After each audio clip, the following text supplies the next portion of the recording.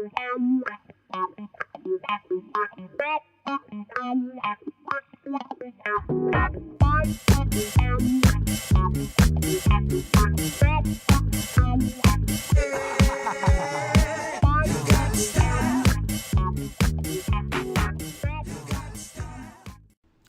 there guys, this is Malorian, and this is going to be kind of an interesting video because it's going to kind of encapsulate the tale of the whole Triumph issue that we had here at Grotscon 2015. And then we'll get to the battle report at the very end.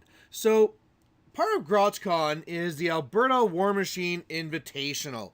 And this is one where you have to earn spots going through the year, either by winning events or through points. And then in the end, the top 16 are going to be battling it out at the War Machine Invitational.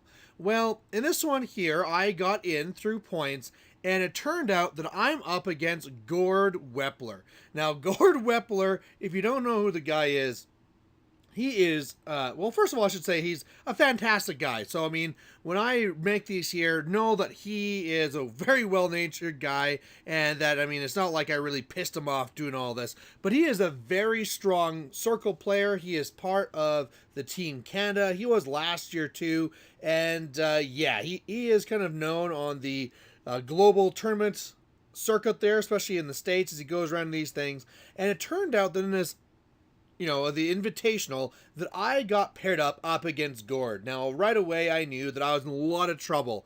I go into these things not with a defeatist attitude, but I knew that the odds are stacked against me. So I started off with a little thing like this, just to have some fun with it. Now, things really escalated here when I learned that two podcasts were also going to be coming to Grotscon. They were going to be Arcane Assist and also Immunity to Cold. And I knew that all the times in the American side, you have all the podcasts working together, and they get a lot of hype just by working off of each other. And I thought, you know what? We really want Arcane Assist doing this too. So I made this thing here where I decided I was going to taunt Arcane Assist, saying, hey, local podcast Immunity Cold wants to take you on at Grotscon. Scared? And this was just to get the whole thing talking. Well, unfortunately, in doing this, not only did it get the two podcasts talking, but also kind of did this little thing in jest where, like, oh, Brian, by the way, my real name's Brian. It's kind of there to see now.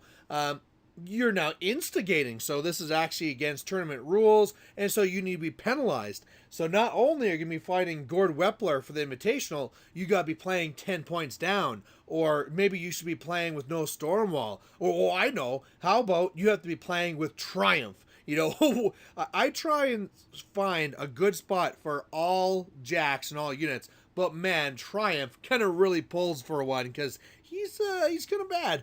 But yeah, there's that, and you shouldn't use Epic Haley. And in the end, that's what was kind of agreed on, is that in our game, you have to play with Triumph and have no Epic Haley as a punishment, as a penalty for doing this instigating. And, I decided to take it on. So during this, there's a little bit of fun. This is me accepting this, where again, I'm sure most people will be like, ha ha ha, I'm not going to do it. No. I'm going to take this on. I know that the odds are stacked against me. So you know what you should do when the odds are stacked against you? Really stack it against you. And that's what brought on Taunt Gord Week. And so I had this series of things here where, again, it actually took me a long time to try and find some picture that could actually make Gord look sad. But, yeah, I eventually found it, and it kind of took off. So here's day 1. Here's day 2. And by the way, it's spiny growth, not spiky growth. And it was all just kind of built around me trying to find janky ways that Triumph would actually somehow beat Gord, or just have fun with it. Here's day 3. Here's day 4. And by the way, this meme here is actually going to turn into somebody's list. Somebody liked this so much that they decided to also bring Triumph to the Invitational based off this list in order to get this P plus S 22 plus 46 on the charge auto hit. And then finally the day 5. So overall, what was going to be my plan? I was going to be up against one hell of a challenge where I have to take on debatably the best player in Canada with, I can't have access to my best caster, and I have to take debatably the worst jack in the game. So I tried a lot of different lists and tried to figure out what to do with this, and in the end, I decided to stick with what I normally do best. And that's I'm not going to try and beat Gord by caster kill. I'm assuming he's going to be bringing Bradigus and Kruger too. I'm not going to try and beat him via scenario. I am going to try and beat this guy by the clock. So, you know, normally he's a great player that usually probably wins fairly early. But what I learned, and I kind of confirmed here with my first game against him, is also not the fastest of players. So I'm going to be trying to win that way. So I designed my list to be going off of Kane 2, so I'd have a real threat there that can also try and pick off stones and stuff like this, and then just as many models as I can put in there. Now, of course, if I didn't have Triumph, I could get even more, but I'm going to have in there the double press gangers, double halberdiers, double swordsmen, that I'm also going to be having in there Alexia and her Risen, that we'll be trying to bring back guys even more. And it's really just all built around trying to throw as many things as Gord as possible. Now, my second list actually was Haley 2 Stormwall in a very obvious anti-Bradigus list, because I really didn't want to face Bradigus. In a way, it'd be good to face Bradigus, because with all the tokens and all the stuff you need to always do every turn, that takes a lot of time. However, those World Watchers also have Fertilizer, and that's removed from play. And even though I already have 70 plus models, it'd be even better if I had the recursion coming in from the Risen. So I put that in there to try and make him go with Kruger 2. That one there I felt would be a lot better for me. Unfortunately, he did not take the bait, and we'll have to see how the game goes now, where it is Gord Wepler's Bradigus list up against my Kane 2 Swarm with Triumph. This is the Steamroller 2015 number 2 scenario called Two Fronts. There is kill box. You need 5 points to win. You get 1 for dominating your close zone, 1 for controlling the far zone, and 2 for dominating it. You can't do either of those, though, until you destroy the enemy objective, and if you do so, that's another control point. Alright, so one of the things I should mention is, like I said, Triumph was banned for a while, because when they went and released the tournament package, the TOs actually jumped in on the fun too and said, you know what, Triumph is banned. And I was like, whoa, what am I going to do with this? But luckily the community rallied and they petitioned, and Triumph got unbanned. So we're going to have this game. It's actually going to happen. And one of the things that immediately had me worried was this scenario. And that's because this scenario has kill box. And what I really need to do is overload Gord with models while my caster is back and safe. Well, unfortunately, kill box means that can't happen.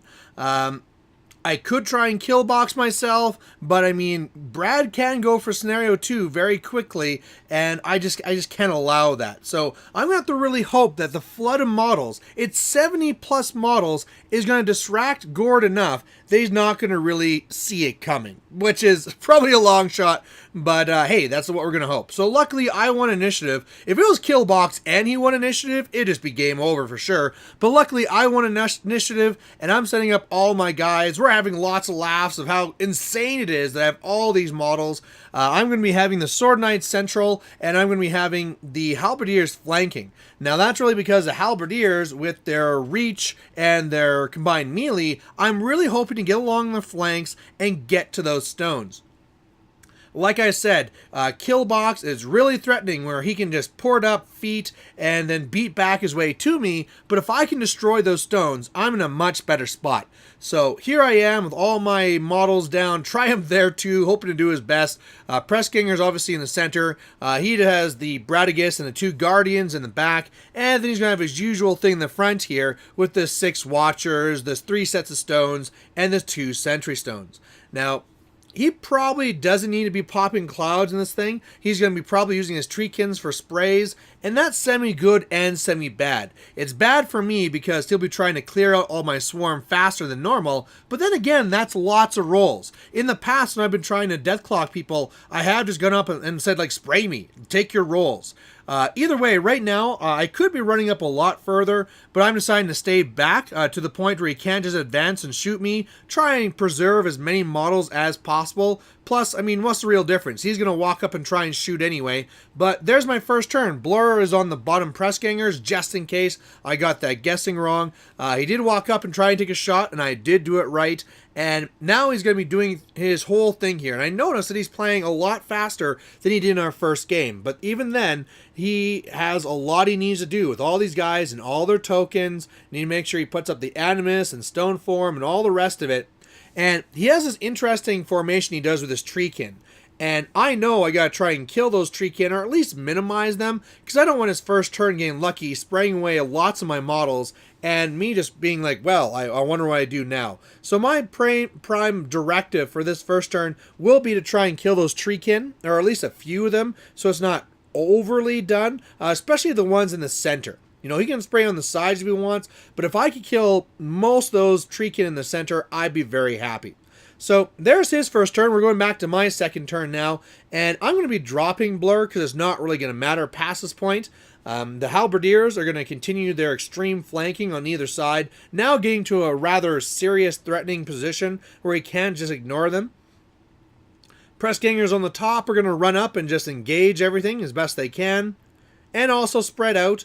I mean, I want to slowly feed him models, like I said before. Alexia is going to walk up, and she's going to make a Thrall, and the Thrall warrior is going to charge up here. Unfortunately missed, so he didn't kill anyone. Sword Knight's kind of spacing out. Triumph coming up and taking a shot, and he's actually going to get first blood here as he shoots a Guardian and takes off some damage, so good for Triumph, not being useless. Otherwise, this is where Kane's going to go up after he got a shot from Reinhold, and he's going to start shooting these Treekin. Now, he's going to be doing some shield guards, of course, but I am going to be getting a few before I get out of here. Normally, it'd be no problem, right, for me to just shoot down all these guys, but he has 4 shield guards that he can be working on, so I get a couple and I get away. Again, away is kind of a relative term because I am kind of still stuck there with Killbox. Again, I'm just hoping to distract him with all these models. So now we're on to his turn 2, and first thing he's going to be doing here after he does his upkeeps and stuff is measures to Kane. And that has me really worried. You know, I'm kind of tempting him, saying, like, come on, man, yeah, do something risky. But I know that if he actually goes for the assassination, I'll be in a lot of trouble. And, you know, really, it doesn't really matter if I would have ported a little bit farther away, it wouldn't have really mattered. I mean, if I was on the very corner of the kill box, maybe that would have been a little bit better. But, yeah, either way, I really need this idea of him just killing my models and not going for the assassination in order for this death clock thing to work. Otherwise, he'll get to me by turn 3 anyway. Alright, so he's going to be going up here with some Treekin and starting to do some sprays. And this was another bad omen where he starts to spray those Sword Knights that are in front of Kane, because that kind of gives more credence to the idea that he's probably going for the assassination, or at least making it more possible. So he's going to spray here. Luckily for me, he's going to get some bad dice, and between some not hitting defense and not hitting armor, he's only able to kill one of them, so that has me pretty happy. Now, of course, he's going to be attacking her with the rest of the guys. Naturally, synergy is still up from first turn. And what he's going to be doing here is actually the Guardians are going to be going to either side, attacking a couple of Halberdiers. That's semi-bad for me because it means that I won't get to his stones right away. But again, if they're going after Halberdiers and buying lots of attacks, he actually starts slowing down because his list with all of his stones can pull off a lot of fury. But if it really gets out there, and it's spaced around, he just can't pull off all that fury. So I'm wanting him to make a lot of attacks as well, even though he's making fertilizer attacks and taking my guys out of play so I don't get corpses, he still has to place all these rings. And you can't ignore the time that adds to your clock just sitting there and adding on rings. So here he goes. He's killed a few guys from either side with the Guardian at the bottom. The Watchers going attacking guys, making these clouds. Here's the Watchers going up, attacking even more guys.